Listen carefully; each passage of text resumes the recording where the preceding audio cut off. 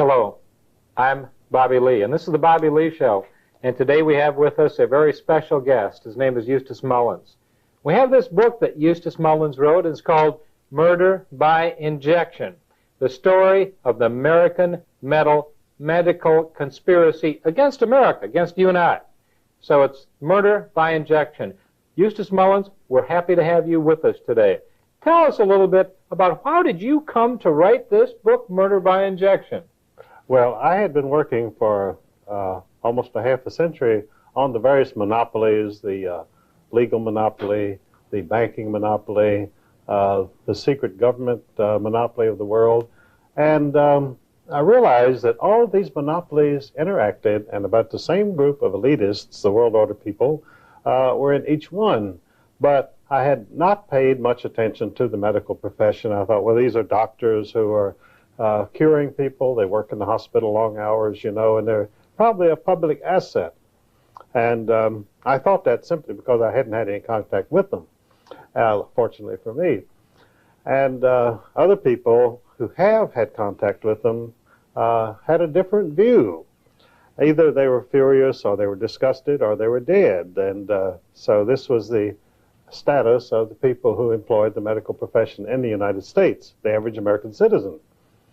And the doctors, during this period, as part of the drug trust and the medical monopoly, had various instruments furnished to them by the other monopolies. For instance, the oil monopoly of John D. Rockefeller at Standard Oil had gone into the petrochemical business, and through extensive research they had developed certain medications which they called wonder drugs, and the public, as they took these drugs, they would wonder what was going to happen to them. That's why they were wonder drugs. Others were called miracle drugs. They were called miracle drugs because if you took them and you survived, it was really a miracle. So this was the contribution of the monopolists to the medical monopoly. And the only thing that these drugs had in common was that they were enormously expensive. Now, in contrast, most of nature's remedies are enormously inexpensive. They're available, they're abundant, they're cheap, which means that the medical monopoly did not want you to use any of these medications. They wanted the greatest achievement of the modern drug trust was the invention of the $1,000 pill. They have now they have one pill which costs $1,000, which you use in cancer and various things.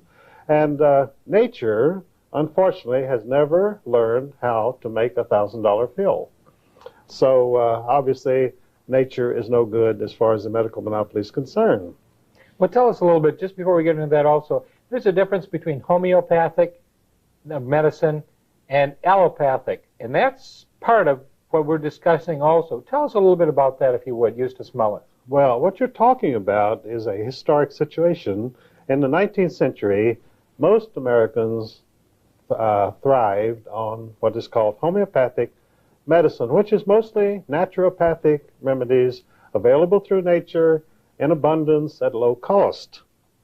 Well, the medical monopoly, which was formed in 1847 as the American Medical Association, they didn't like this. They thought, how are doctors going to get rich, and how are we going to control the people through the medical monopoly when they can go to these homeopathic people and get these remedies at very low cost? So the first plank of the AMA was, we will never allow any homeopathic physician to become a member of the AMA, and they never have. So, but the AMA was still in a minority. So around the turn of the century, John D. Rockefeller realized there were great potentialities of profit in the medical industry, and so he took over the medical profession. Now you say, how could anybody take over the medical profession? Well, first you have to have a lot of money, and second you have a lot of power. Well, he had both, and he did. So he revamped the entire medical system of treatment of the people of the United States, which had been homeopathic. He switched it over to allopathic medicine, which is a different type of practice, originating in Germany. And the great attraction of allopathic medicine is it relies on radical surgery. I mean, if you can't cure it, cut it off. And the heavy use of drugs, because when you're having your limbs cut off, you need a lot of drugs because it's very disturbing. and lengthy hospital stays, none of which are features of homeopathic medicine. It's entirely the reverse. So by taking over the medical industry in 1910, through studies which he made through the Carnegie Foundation, John D. Rockefeller emerged as the kingpin of the medical monopoly in the United States. And he now presided over an allopathic system of medicine controlled through every legislature by accreditation of hospitals, control of physicians, control of medications, and which is essentially what we have today.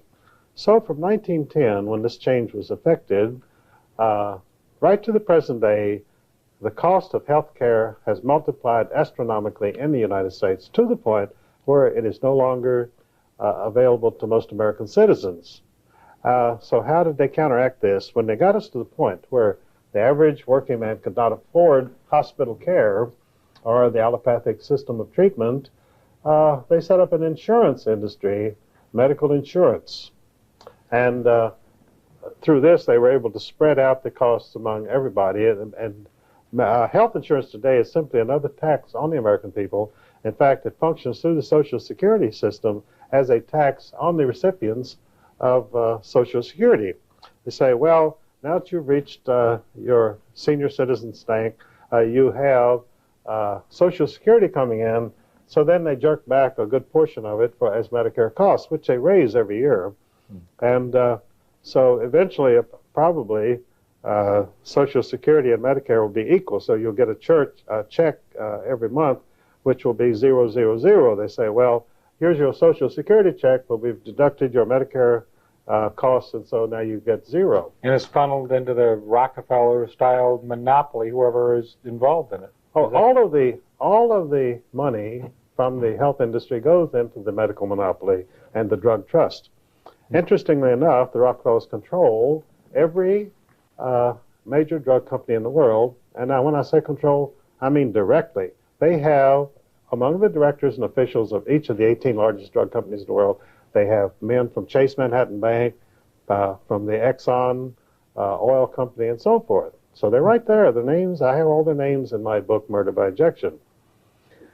And with this kind of control and the monopoly, they have been jacking up the health costs on the American people monthly, not yearly, but monthly.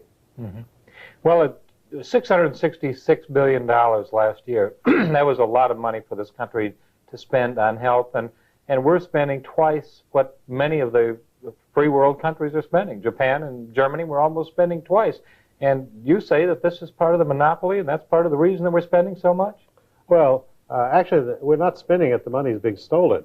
The Washington Post carried a story not long ago in which they pointed out that the hospitals and the AMA physicians, and I'm not talking about quacks or cranks or fly-by-night people, I'm talking about the medical establishment, is stealing directly $77 billion a year in health costs from the American people. And does the Washington Post offer any solution to this? No, they say by 1995, the amount of theft will be more than $100 billion a year, stolen directly, plus all the other money that they get. That's, ladies and gentlemen, that's why we're $4 trillion in debt. That's part of it anyway. So let's talk about the Hippocratic Oath, or maybe the Hypocrite's Oath, and Galen and Dr. Robert Mendelsohn. But what about the profits of cancer? Let's go into that, Eustance. How has cancer become profitable for people? Well, you see, the medical industry, just like any other industry, they go for the big-ticket item, and cancer is a big-ticket item. I think the average cost of treating cancer is $120,000.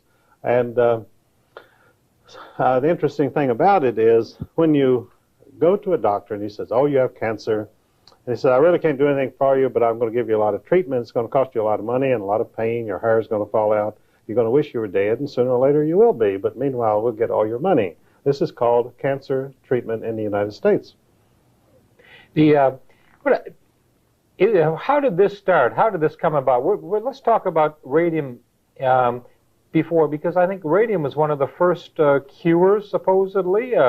Who developed the radium treatments? And tell us a little bit about that, if you would, Eustance Mullins. Well, you know, there's a Frankenstein, Dr. Frankenstein aspect to modern medicine. where you have all of these mysterious machines throwing out various beams of light and radiation and so forth. And the person who's doing this, of course, is hopelessly insane.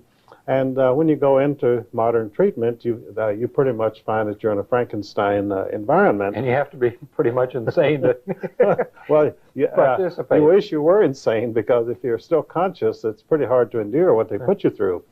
And so modern cancer treatment originated with a doctor from South Carolina named Sims. And Dr. Sims apparently was just a common run-of-the-mill sadist. And he liked to operate on people not because he wanted to cure anything, but just to be cutting them up and, having good, clean fun. And so the people in South Carolina, after they got onto him, they wouldn't let him touch them anymore. So he was reduced. He had to go and buy a slave girl. This is before the Civil War. He had to buy a slave girl for $500 so that he could cut her up. And then the people in the area were so outraged by what he was doing that they ran him out of town. So he went to New York, where his peculiarities would be less obvious. And he started a cancer hospital up there, and which was called Women's Hospital. And this was financed by a very wealthy lady named Melissa Phelps Dodge of the Phelps Dodge fortune, a great mining fortune. And so he ran this hospital for a while. And again, the rumors started to creep out that there was a lot of torture and sadism going on in this hospital. I mean, he didn't give up all of his fun just because he went to New York. That's where you go to have fun. And so he was going great guns. And so everybody at the hospital rebelled and said, get rid of Dr. Sims or we aren't coming back here anymore. Well, his wealthy patron, they don't like for their lackeys to be criticized. So she ignored them all, and he continued. And this hospital later became a Memorial Hospital, and then it was financed by a relative of hers named James S. Douglas of the Phelps Dodge Mining Corporation, and he was called the Copper King. Well, in his mining interests in Arizona, he had come across a lot of uranium, which he also mined, and he became fascinated with the possibilities of radium as a treatment of various diseases. So he experimented on his wife and daughter until they both died of radium poisoning, and he continued to experiment on himself, and he also died of radium poisoning. And so Memorial Hospital then was continued. The fact that all these people had died didn't discourage the doctors at all. I mean, the fact that the treatment kills you never has discouraged any doctor yet. And in fact, they say, well, he got a lot of relief, didn't he? And so then it became from Memorial Hospital, the name changed to Sloan Kettering after the great two automobile manufacturers, Alfred P. Sloan of General Motors and Charles Kettering, who invented the battery and the electrical system of the automobile. And their fortune was funneled into this Memorial Sloan Kettering Hospital, which became the center of cancer treatment of the entire world. I call it the Cancer Mausoleum there in New York City. And it looks like an old Egyptian mausoleum. So even though it had the names of Sloan Kettering on it, it was taken over entirely by the Rockefellers. Lawrence Rockefeller's on the board, and various of their people from Chase Manhattan Bank. When you read, and I have the list of directors of Sloan Kettering in my book, each one of them has a direct Rockefeller connection. All the cancer treatment in the United States stems from the work done at Sloan Kettering. And it's still principally based on radiation and on chemotherapy and radical surgery. And in fact, they had one treatment there which consisted of chopping the whole lower part of the body off on the theory that that would stop cancer. Well, everyone they tried this treatment on died, so even to stop cancer, right? Well, they say the operation was successful, but the patient died. That's right. That's modern medicine. And like they say, you lose a few and you win a few. So anyway, Sloan Kettering is the great cancer hospital, and the fact that it goes back to this lunatic named Dr. Sims doesn't bother them one bit. Well, tell us a little bit about the difference today. What is chemotherapy, and can chemotherapy be helpful under certain circumstances? Well, the theory behind all cancer treatment of the medical monopoly and the drug trust is that you destroy the offending cell. A cancer cell is a cell which supposedly has run amok and begins to grow wildly throughout the body, and it shuts off normal cells and kills them, and that's how you die of cancer. Well, this approach, which is strictly allopathic, says you've got to destroy that offending cell first through radiation, and you burn it out, which means you burn up everything around it also, but that doesn't discourage anybody.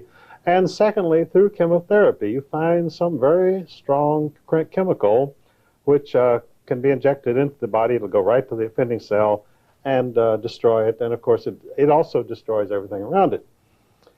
Now, the homeopathic cure for cancer is restore the immune system. In other words, the body can control cancer through its own native resources, its inner resources of isolating the offending cells and then destroying them or letting them starve. But actually, all allopathic remedies for cancer actually encourage the cancer. For instance, they always make exploratory surgery. Well, in cancer, once you cut anywhere in the flesh, the cancer will go throughout the entire body. The cancer cells just say, boy, what an opportunity. We can go everywhere now through this surgery, and so they do. So that's why they say in cancer treatment, oh, they opened him up and looked at him and said it's hopeless and sewed him back up. And that's exactly what happens, because once you cut into a cancer patient, he's gone anyway.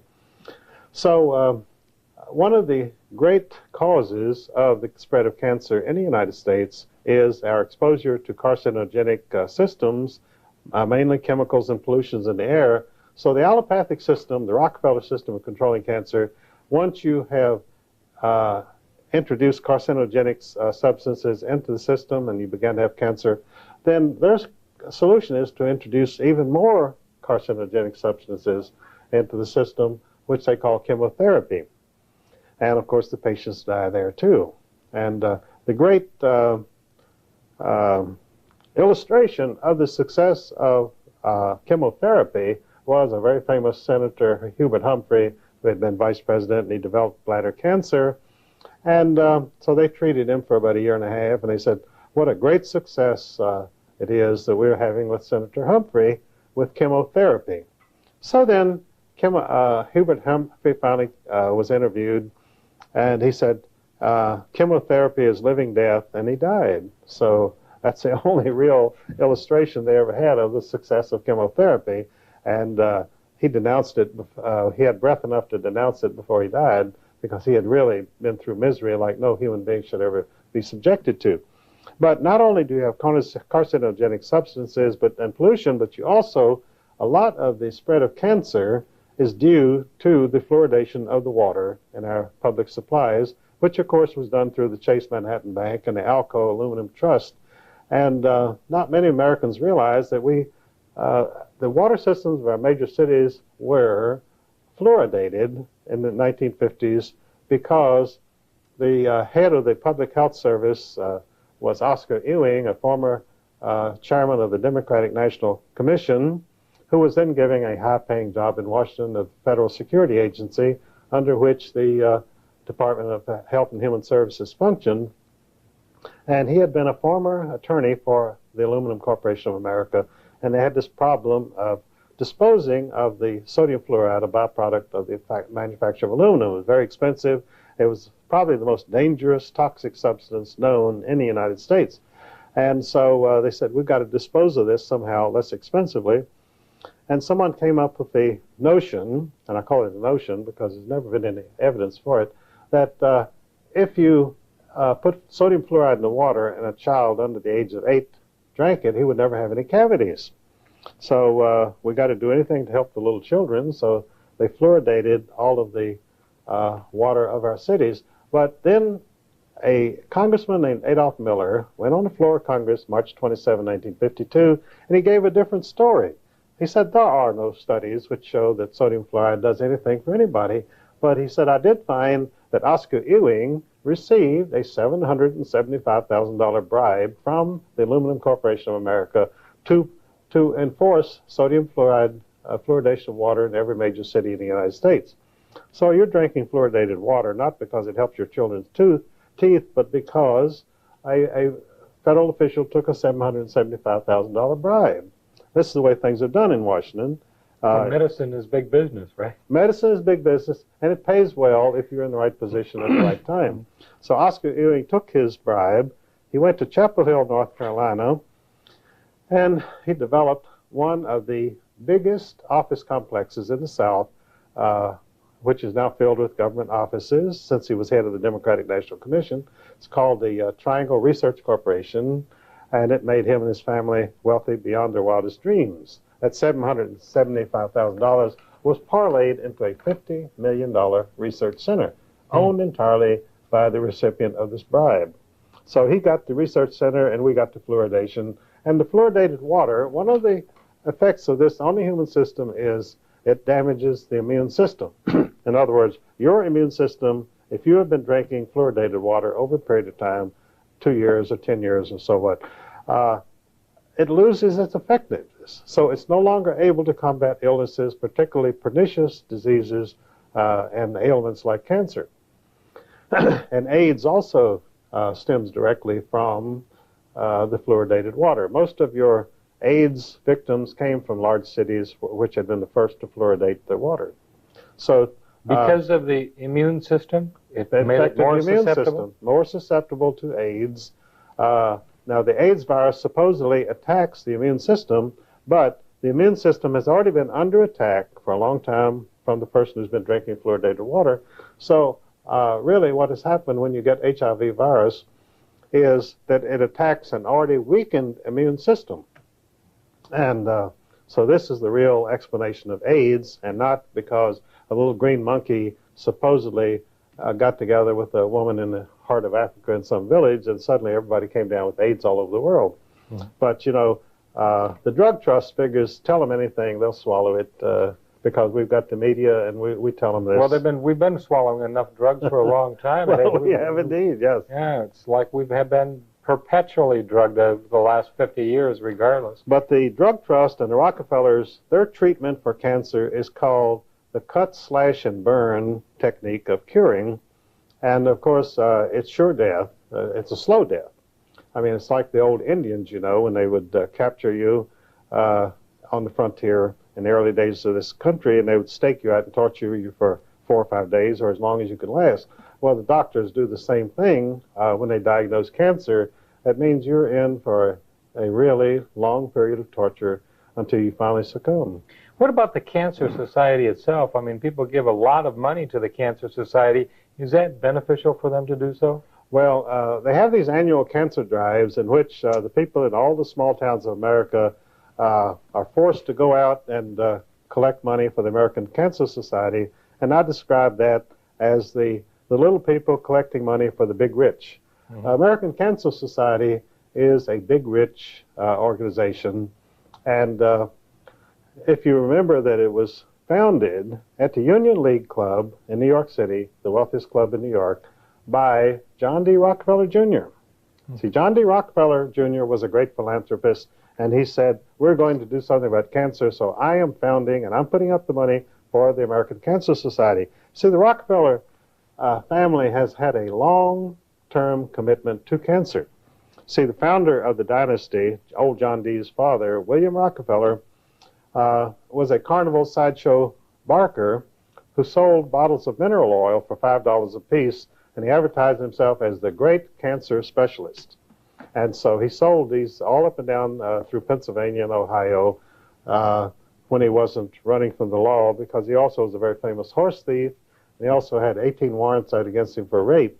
So just a very colorful character. And so John D. Rockefeller, his son, was just the opposite, because he was so horrified by his father's escapades that he led a very bourgeois life, very quiet, very good family life, and devoted himself to making money. But he found out that at least his father had one asset, and that was that making money through cancer cures was a surefire thing. So the Rockefeller family today is the dynasty which is behind all the cancer treatment in the United States through the Sloan Kettering Cancer Mausoleum of New York City. Well, What would you do, Eustance, if one of your very, very close relatives or friends had cancer? Would you just, where do you go? Do you go to the hospital? Do you have a checkup, or do you eat apricot juice, or what? Well, I have a relative who has cancer, has had it for 5 years. And unfortunately, he went the whole route. First, he had 25 radiation treatments. Then he had 34 chemotherapy treatments. And, and the cancer spread to his bones, because none of these things do anything to stop the cancer. It causes you a lot of misery, but it doesn't really affect the cancer. So he's had quite a difficult time of it. Do you mean to tell me that chemotherapy really doesn't help, or can it help, or can't? I mean, is there any way? I mean, what about surgery? And you're saying that there's no way. Cancer, I mean, if you cut the area that's cancerous out, doesn't it have a stopping action? Or? Well, you'll see feature stories in the press constantly where some individual somewhere, they found somebody who did have cancer and who had this treatment, and so now they proudly announce the cancer is in total remission. In other words, there is no cancer there. And unfortunately, this is what the medical monopoly itself calls anecdotal medicine. In other words, you tell a story about something that happened to your grandfather or your nephew or somebody, and that the cancer went into remission. But there's absolutely no scientific basis for any of these claims. And the story that the medical monopoly puts out is this person was diagnosed as having cancer, and they went to the hospital and they had radiation or chemotherapy, and the cancer went into remission, and they've lived happily ever after.